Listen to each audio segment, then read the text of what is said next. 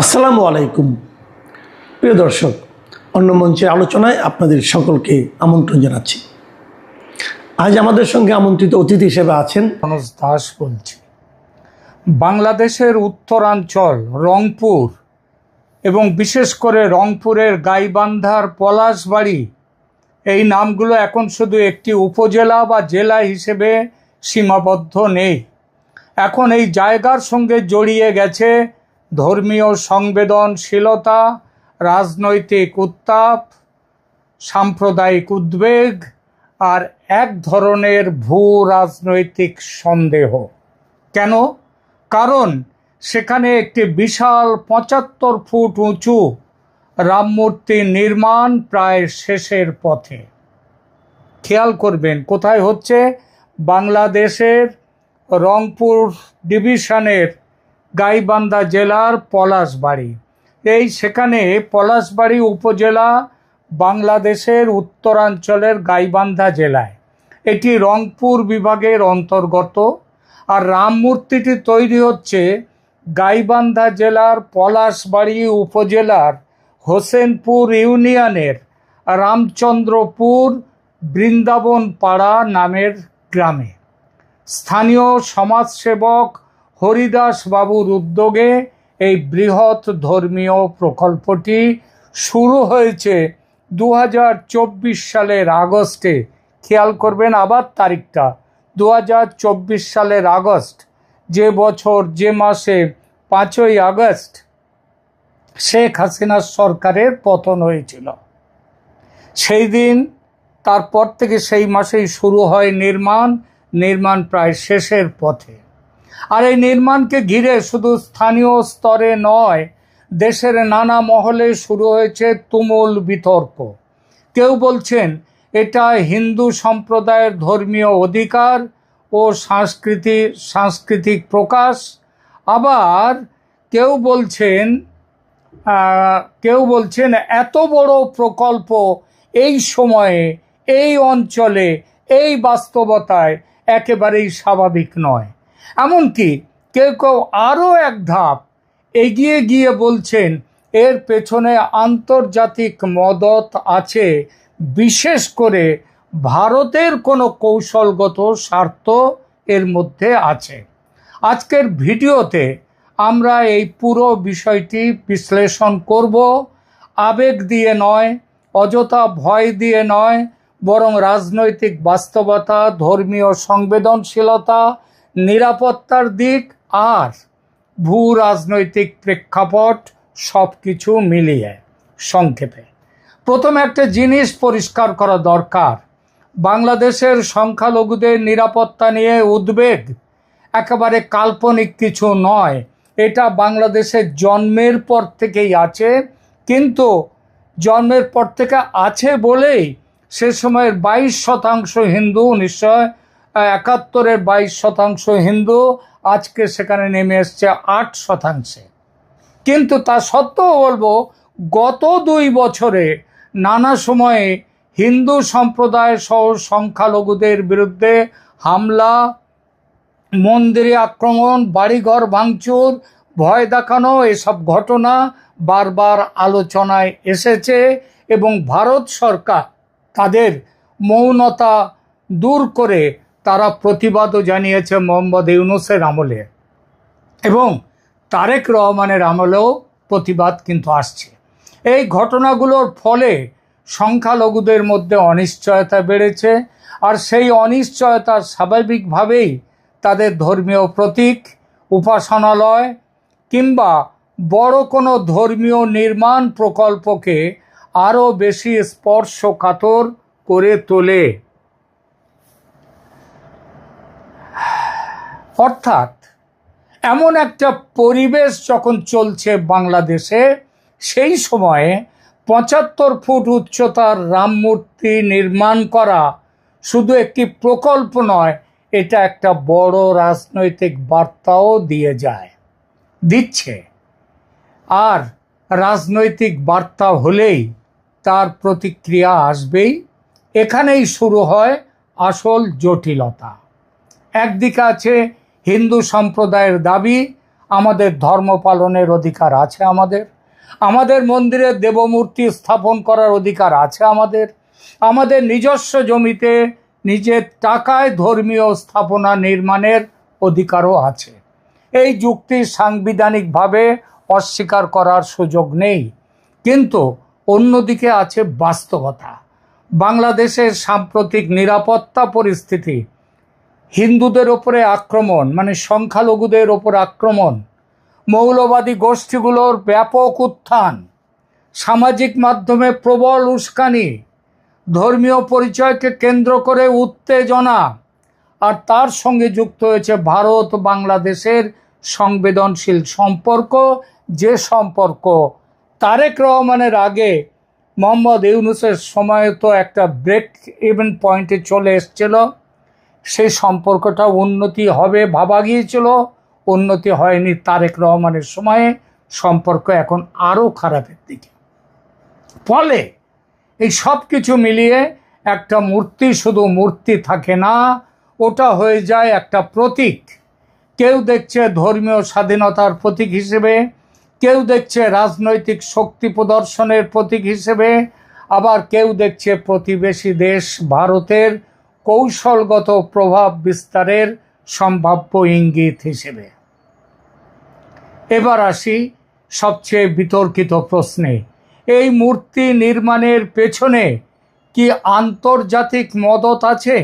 আরও স্পষ্ট করে বলি, ভারতের মদত কি আছে? এখানে আবেগের চেয়ে তথ্য বেশি জরুরি। যে কোনো বড় নির্মাণ প্রকল্পের জন্য অর্থ লাগে, সংগঠন লাগে, নিরাপত্তা লাগে, প্রশাসনিক ছাড় লাগে, আর স্থানীয় সমর্থনও লাগে।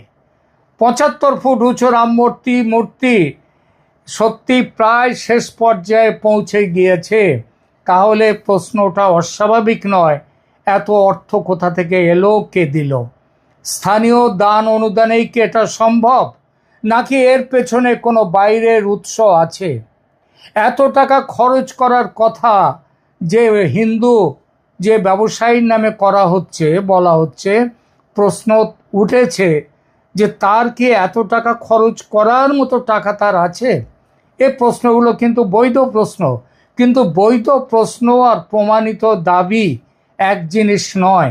এখানে অনেকেই ধরে নিচ্ছেন ভারতের মদত আছে, কারণ একজন ভারতীয় কূটনীতিকও পর্যন্ত এই নির্মাণ অনুষ্ঠানের সূচনায় উপস্থিত ছিলেন। যে কারণে বাংলাদেশের ভেতরে কিছু রাজনৈতিক গোষ্ঠী ভারত বিরোধী বা ভারত ভীতিমূলক ব্যাখ্যা দিচ্ছে। কিন্তু শুধু একজন কূটনীতিকের উপস্থিতি বা সন্দেহের ওপর ভিত্তি করে আন্তর্জাতিক ষড়যন্ত্র প্রমাণ করা যায় না। তবে এটাও ঠিক, দক্ষিণ এশিয়ার রাজনীতিতে সাংস্কৃতিক ও ধর্মীয় প্রতীক খুব সহজে ভূ রাজনৈতিক অর্থ পেয়ে যায়। বাংলাদেশ ভারত সম্পর্কের ইতিহাস এমনিতেই সংবেদনশীল। সীমান্ত, নদী, বাণিজ্য, আশ্রয়, নিরাপত্তা, ধর্মীয় পরিচয়, এখন আবার এসেছে পুশব্যাক, এর ওপরে আছে গঙ্গা জল বন্টন চুক্তি, তিস্তা জল বন্টন, তিস্তা বাঁধ প্রকল্প, ভিসা ইত্যাদি সব কিছু মিলিয়ে এমন একটা পরিস্থিতি তৈরি হয়েছে যেখানে সন্দেহ তৈরি হওয়াটা অস্বাভাবিক কিছু নয়। আর এই সন্দেহ যখন একটি বিশাল রাম মূর্তি ঘিরে তৈরি হয়, তখন বিষয়টা শুধু ধর্মীয় থাকে না, রাজনৈতিক হয়ে যায়। আর রাজনৈতিক হলে তা নিরাপত্তার প্রশ্নেও পৌঁছে যায়। এবার আর একটা গুরুত্বপূর্ণ প্রশ্ন, ইসলামী মৌলবাদীরা কি সত্যি শক্তি সঞ্চয় করেছে বাংলাদেশে? অনেক পর্যবেক্ষক বলছেন হ্যাঁ। শুধু ভারতের নয়, বাংলাদেশেও বলছেন, এবং বাংলাদেশের বাইরে বিশ্বের অন্যত্রও পর্যবেক্ষকরা বলছেন হ্যাঁ, বাংলাদেশে মৌলবাদী ইসলামী শক্তিরা শক্তি সঞ্চয় করেছে বিপুলভাবে, যার জন্যে মোহাম্মদ ইউনূসের অবদান এবং এখন অবদান হচ্ছে তারেক রহমান সরকারের।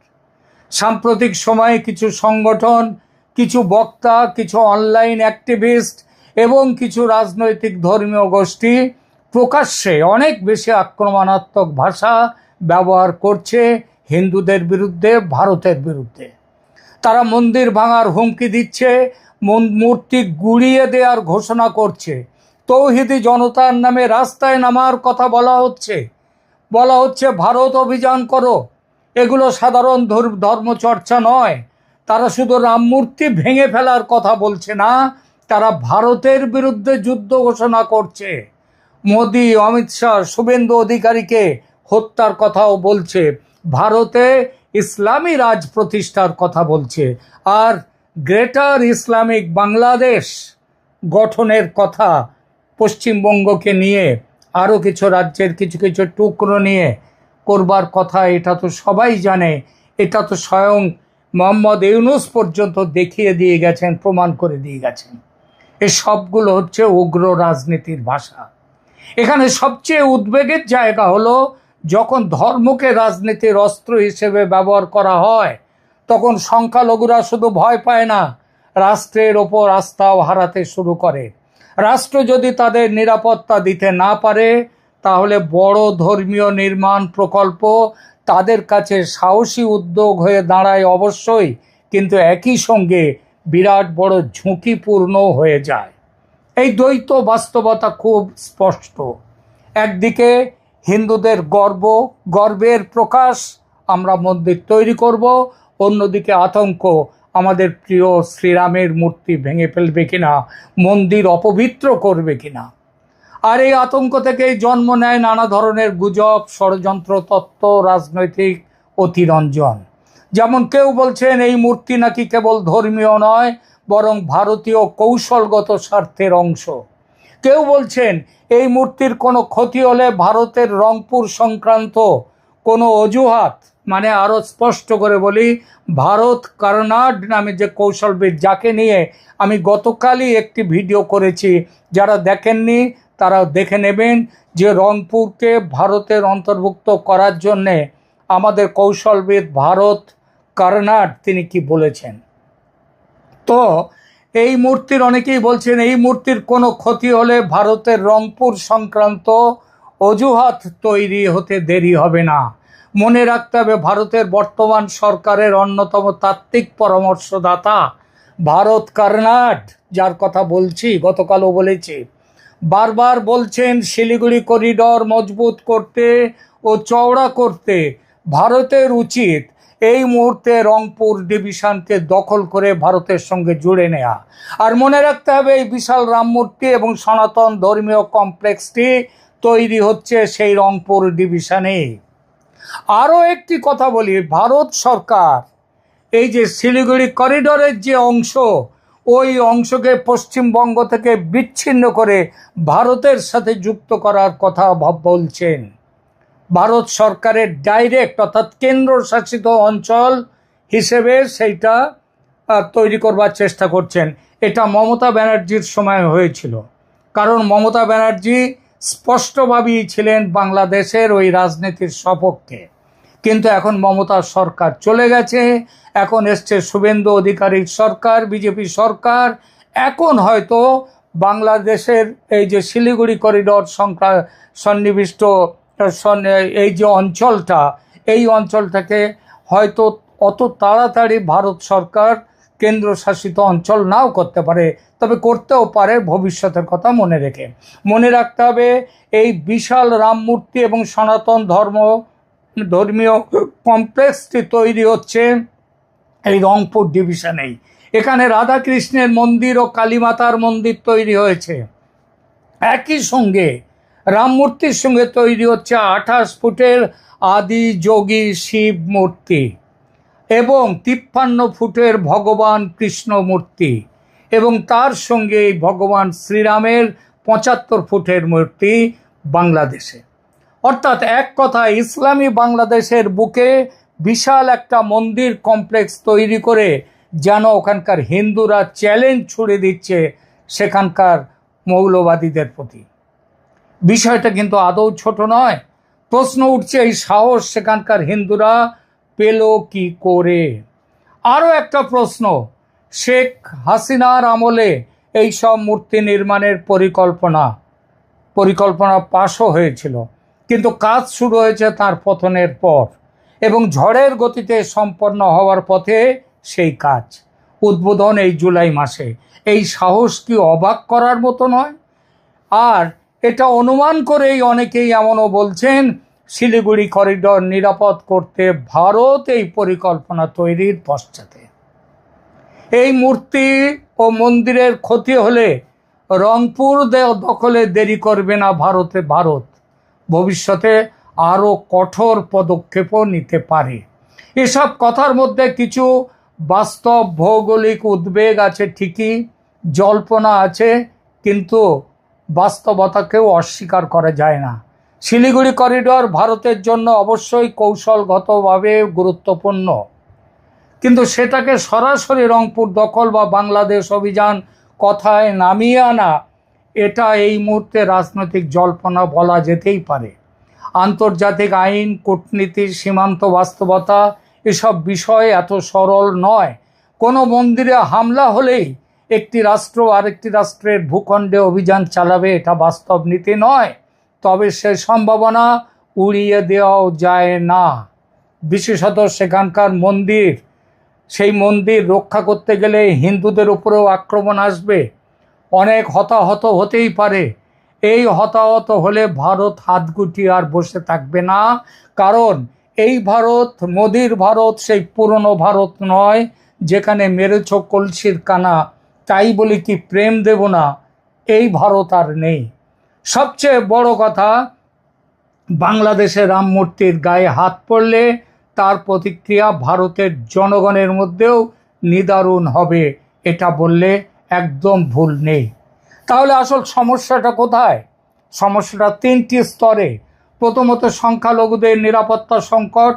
বাংলাদেশে হিন্দু সম্প্রদায়ের বড় অংশ এখনও নিরাপত্তাহীনতা অনুভব করে এবং দিন দিন তাদের নিরাপত্তাহীনতা বাড়ছে এই ইউনূসের আমলে এবং তারপরে তারেক রহমান সরকারের আমলে।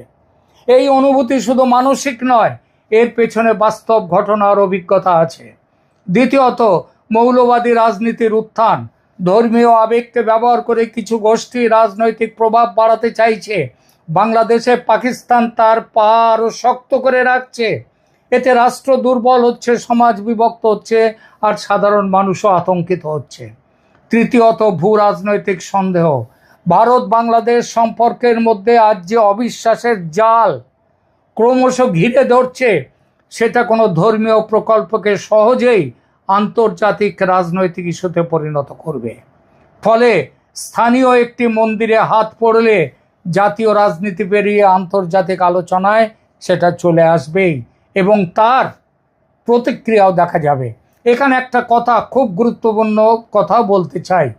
যে কোনো ধর্মীয় স্থাপনা নির্মাণের অধিকার থাকা, এটা হচ্ছে সেখানকার সংখ্যালঘু মানুষের অধিকার, এবং যখন এই অধিকারের অর্থ ইত্যাদি জমি কোত্থেকে আসছে সেসব জেনেই প্রশাসন অনুমতি দিয়েছে, তখন সেই নিয়ে আর কোনো প্রশ্ন করা যায় না বর্তমানে।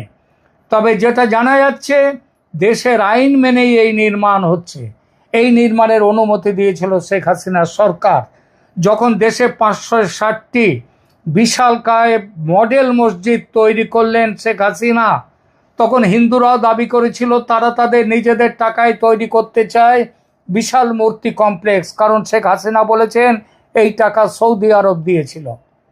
সুতরাং হিন্দুরা যখন বলল যে তারা নিজেদের টাকায় তারা মন্দির করবে, নিজেদের জমিতে, নিজেদের ক্ষমতায়, শেখ হাসিনা তার আইন মেনেই সেটাকে পাশ করে গিয়েছেন।